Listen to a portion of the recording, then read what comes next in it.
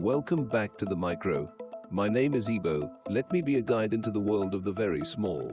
In this realm, it can be very difficult to correctly identify a species observed. Through the years I learned a few species, but every time I watch a water sample, I see totally unfamiliar forms and shapes. That is no wonder, because there are a trillion different species. Let that sink in. That is a 1 with 12 zeros.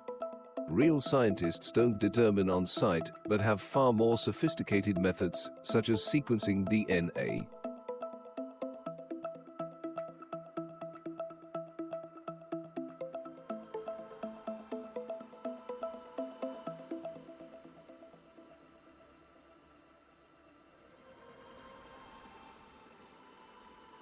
We humanoids have 4 base pairs in our DNA: adenine, cytosine, thymine and guanine. Animals are the same. Your cat, dog or monkey have the same base pairs. Microorganism not so much. They use quite different amino acids. So a quick conclusion is that we're not descendants from those micro animals. But there is an exception.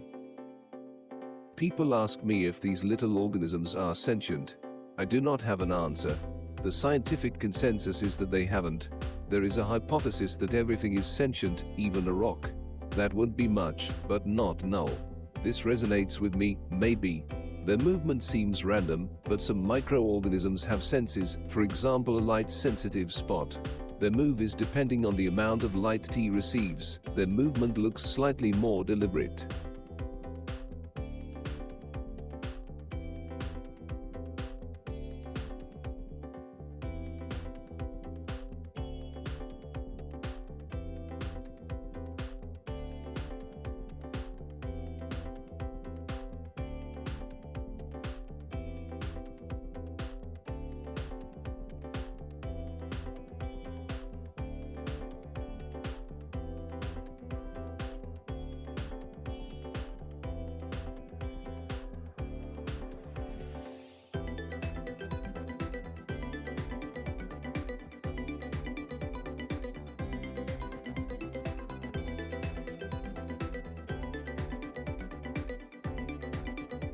This creature was not recognized by me at first.